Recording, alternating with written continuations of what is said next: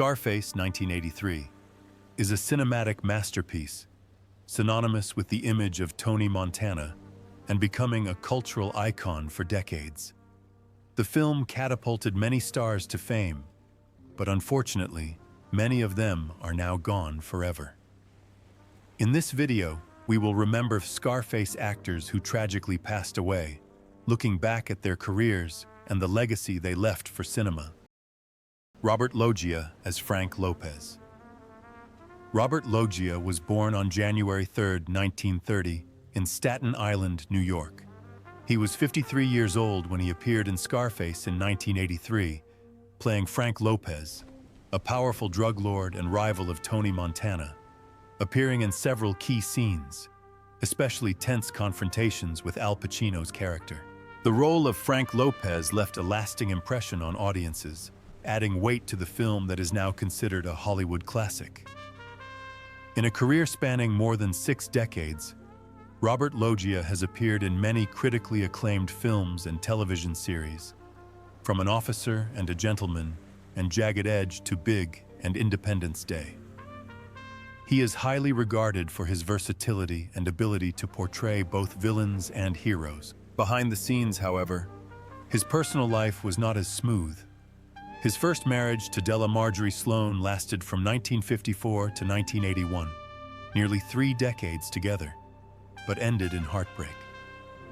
The marriage was tumultuous, as Loggia's career rose and fell, with frequent business trips, the pressures of work and fame gradually creating a distance between them. Although they had 3 children together, the cracks in their relationship eventually became irreparable.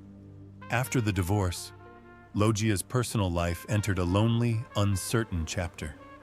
It was during this difficult period that he met Audrey O'Brien, the woman who helped him through his midlife crisis and lifted his spirits. Audrey was not only his emotional support, but also his devoted companion, helping him regain his confidence after many years of career ups and downs.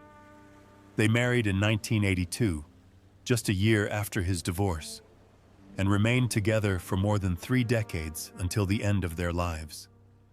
Loggia often spoke of Audrey with deep gratitude in interviews, describing their relationship as a place of peace for him. In his later years, Loggia faced numerous hardships after being diagnosed with Alzheimer's disease in 2010. The deadly disease gradually robbed him of the memory, clarity, and pride he had built up over decades in front of the camera. Once a strong and determined man, Loggia became increasingly withdrawn, avoiding the spotlight as his physical and mental health declined. Audrey was always by his side, caring for him with unwavering devotion, becoming his rock when the light of fame had long since faded. Robert Loggia passed away on December 4, 2015, at his home in Brentwood, Los Angeles, from complications related to Alzheimer's disease. He was 85. His net worth at the time of his death was estimated at $10 million, the result of over 60 years of dedication to the arts. Paul Shenar as Alejandro Sosa. Albert Paul Shenar was born on February 12, 1936, in Milwaukee, Wisconsin. He was 47 years old when he appeared in Scarface in 1983, playing Alejandro Sosa, a cold, powerful Colombian drug lord and calculating villain, appearing in key scenes involving tense dealings and escalating conflicts with Tony Montana. Shenar's performance as Sosa is memorable, with his calm, ruthless, and cunning demeanor playing a major role in the film's impact. Before his rise to fame in Scarface, Paul Shenar was a respected figure on stage and television. He was a founding member of the American Conservatory Theater, ACT, where he lived out his passion through over 40 classic roles. Throughout her illustrious career, Shenar also had a deep and meaningful relationship with actor Jeremy Brett. Their relationship lasted from 1973 to 1978, leaving Shenar with lasting memories, even after they eventually went their separate ways. The two remained bonded by friendship and mutual respect until Shenar's final days. But behind the bright lights and big screens, Paul Shenar quietly struggled with himself. Despite his intelligence and talent, he He still had to live under the weight of social prejudice at the time, especially as a member of the LGBT community. He did not marry or have children, devoting his heart to art. After Scarface, he continued to have impressive roles. But deep inside, Shanar felt increasingly lonely and lost in the fame he had built. In 1983, at the height of his career, fate dealt him a bitter blow. Paul Shanar was diagnosed with HIV/AIDS. He died on October 11, 1989, at the age of 53. His ashes were given to his close friend Thomas Wiley, a testament to the strong bond between the two men who spent Shanar's final days together. His net worth at the time was estimated to be $2 million. Harris Ulan as Mel Bernstein. Harris Ulan was born on November 5, 1937 in Los Angeles. When he appeared in Scarface in 1983, he was 46 years old and played Mel Bernstein, a corrupt cop who tries to blackmail Tony Montana, and appeared in key scenes that highlighted their strained relationship. His role helped to portray the intrigue and brutal underworld that Scarface brought to life, leaving a deep impression on movie audiences. Throughout his career, Ulan has been a familiar face with more than 100 roles on stage, television, and film. He has conquered audiences with diverse performances in Ghostbusters 2, Clear and Present Danger, Training Day, and the Ozark series. His personal life was also fraught with ups and downs. He was in a high-profile relationship with Faye Dunaway, which ended in turmoil after just a year together. In 1975, he married actress Gwen Wells, who was with him for nearly 2 decades until her death from cancer in 1993, leaving Ulan deeply saddened and with a void that has been difficult to fill. In the years following his tragic loss, Ulan found companionship and understanding with actress Kristen Lohman, and they married in 2005. However, his relationship with his stepdaughter, Claire Lucido, was not always smooth, and her death in 2021 deepened Ulan's quiet, withdrawn nature. He faced periods of depression and isolation, especially as his steady and admirable career had yet to reach the heights he had dreamed of. Harris Ulan died of heart failure in New York City on June 10, 2025, at the age of 87. His net worth at the time of his death was estimated at $4 million, but his legacy was much more than material wealth. Angel Salazar's real name is Chichi Angel Salazar. Was born on March 2, 1956 in Cuba. He was 27 when he appeared in Scarface in 1983, playing Chichi, Tony Montana's loyal friend, who brought a touch of humor to the film's dark world, especially in the horrifying chainsaw scene and the final, bloody battle at Tony's mansion. The role made Salazar a familiar face to Scarface fans. Salazar's life, like his character Chichi, has been a roller coaster. As a teenager, he escaped Cuba by swimming to Guantanamo Bay Naval Base, starting from scratch in New York. From amateur comedy shows where his catchphrase, "Check it out," became popular, he gradually made a name for himself in the entertainment industry. After Scarface, Salazar appeared in Punchline, 1988, Carlitos Way, 1993, HBO comedy specials, 1993, and Last Comic Standing. Yet despite his talent and stage charisma, he never truly escaped Chi-Chi's shadow or achieved the heights of fame he once dreamed of. Behind the scenes, Salazar faced equally dark personal tragedies. He fell into addiction, particularly cocaine, which ruined both his career and his personal life. Failed relationships, mounting debt, and financial instability kept him from having a stable life, although he continued to perform stand-up comedy until the end of his life. His final performance at the Laugh Factory in Reno, Nevada, in July 2024, just a month before his death, was a testament to his enduring love for the craft, despite the hardships. Angel Salazar died on August 11, 2024, at a friend's home in Brooklyn, at the age of 68. His death was determined to be due to acute drug toxicity from a combination of cocaine, cyclobenzaprine, and diphenhydramine, along with underlying hypertrophic cardiomyopathy. His net worth at the time of his death was estimated at $1 million, much of which had been wiped out after years of financial struggles. Miriam Colon as Mama Montana. Miriam Colon was born on August 20th, 1936 in Ponce, Puerto Rico. She was 47 when she appeared in Scarface in 1983, playing Mama Montana, a loving mother tormented by the path of crime her son, Tony Montana, has chosen.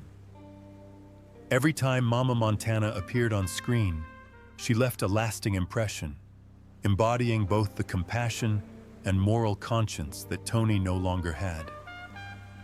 Behind her powerful and successful performances on stage and screen, Colon's life was filled with quiet sadness. Her first marriage to George Paul Edgar, which lasted from 1966 to 1976, seemed to promise happiness, but ended in heartbreaking loss when Edgar died after a long illness. His death left Colon alone, struggling with isolation even as her career took off. At the time, even as she enjoyed success with projects like One Life to Live, she found herself coming home every night to a silent battle. In 1987, hoping to find peace, Colon remarried, this time to Fred Valle. But even that marriage did not bring complete happiness. Irreconcilable differences, combined with the pressures of work and the burden of past emotional traumas, strained their relationship. She immersed herself in the arts, building a reputation through roles in the House of the Spirits and on Broadway. But behind the applause was a lingering loneliness. Her emotional pain was compounded by the loss of a family member to illness, a tragedy she rarely shared publicly, but which left a void in her heart that was difficult to fill. These losses, combined with the persistent stress in her personal life, meant that no matter how successful she became, she never found true peace.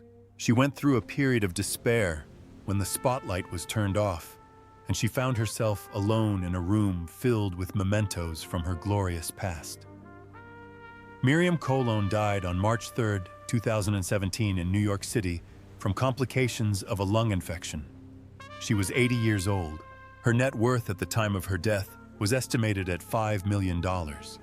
But her most valuable legacy was her life devoted to art. John Carter as Vic Phillips. John Carter was born on November 26, 1927 in Center Ridge, Arkansas.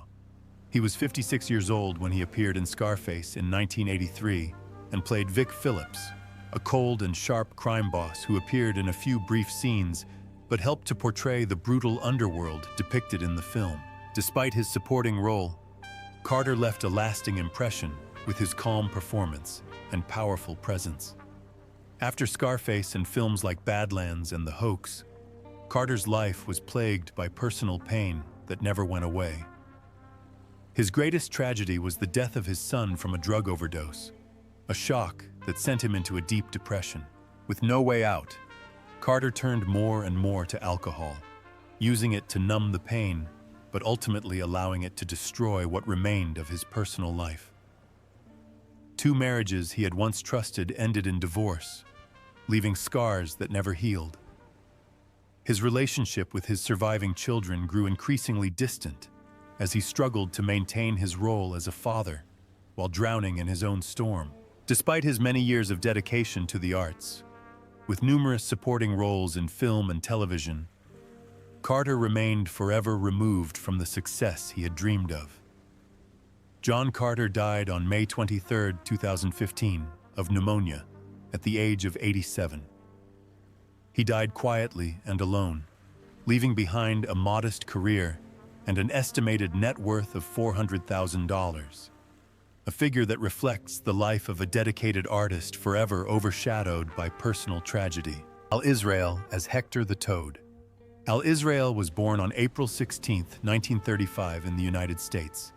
When he appeared in Scarface in 1983, he was 48 years old and played Hector the Toad, the ruthless Colombian criminal behind the infamous chainsaw scene that still sends shivers down audiences' spines to this day. Despite his brief screen time, Israel's portrayal of Hector the Toad left a lasting impression. becoming one of the film's most memorable images. After Scarface, Al Israel appeared in a few other films, such as Carlito's Way and Dangerous Minds, but his career was largely limited to small, unnoticed supporting roles. Along with the spotlight, his personal life was fraught with difficulties. His only marriage collapsed after years of strain, leaving Israel burdened with the burden of being a single father. The financial burden, combined with the pressures of raising children, made it difficult for him to maintain stability, as his career never brought the security he had hoped for. Later, Al Israel faced serious health problems that he never shared publicly, but which silently robbed him of his freedom and joy. He lived in increasing loneliness, increasingly distant from the short-lived fame he had enjoyed. All his efforts in the industry could not assuage his regret that he never achieved the personal happiness or career heights he had longed for. Al Israel died on March 16, 2011, at the age of 75. His net worth at the time of his death was estimated at $500,000, reflecting a modest career forged through perseverance through many challenges. Mark Margolis, better known by his stage name Alberto the Shadow. Mark Margolis was born on November 26, 1939, in Philadelphia, Pennsylvania. He was 44 when he appeared in Scarface in 1983, playing Alberto the Shadow, a silent, cold-blooded, powerful assassin working for Alejandro Sosa, with intense action scenes, including the iconic assassination that Tony Montana foiled at the last minute. Despite his few lines, Margolis's deadly gaze and menacing presence are unforgettable.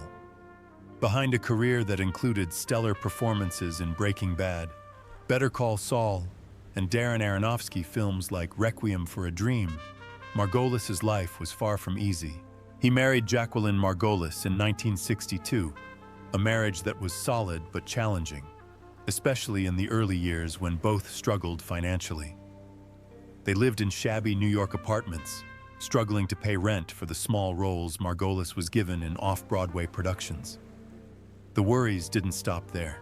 Their only son, Morgan Margolis, endured a tumultuous childhood, including a period of drug addiction, which put a huge strain on the family. Margolis found himself trying to hold on to a fading career while also supporting his loved ones through the storm.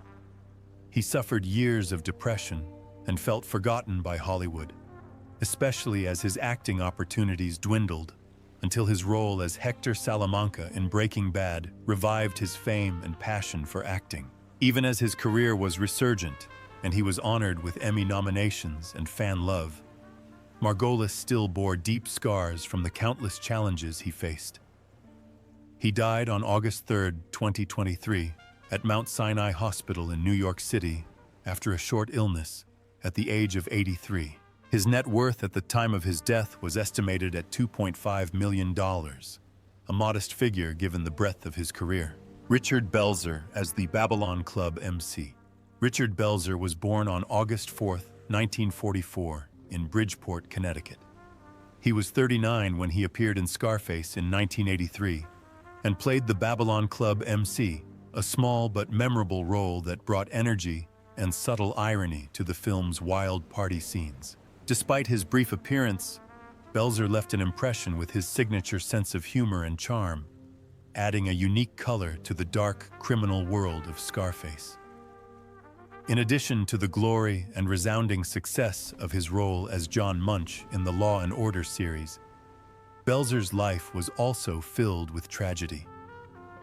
As a young man, he suffered the pain of losing his sister in a car accident, a pain that haunted him throughout his life and filled his soul with a sadness that never left. His first marriage, to Gail Susan Ross, which lasted from 1966 to 1972, initially seemed happy, but ended in arguments and deep hurt, leaving Belzer disillusioned and lonely. In the early years of his career, despite his wit and promise as a comedian, Belzer struggled with the darkness of substance abuse, seeking escape in drink and temptation. Depression crept in, pulling him further from the spotlight as he retreated into a private grief that only he could understand. Every successful performance, every laugh he brought to the audience was another attempt to hide the emotional scars that never healed. Richard Belzer died on February 19, 2023 in Beausoul, France, from complications of respiratory disease.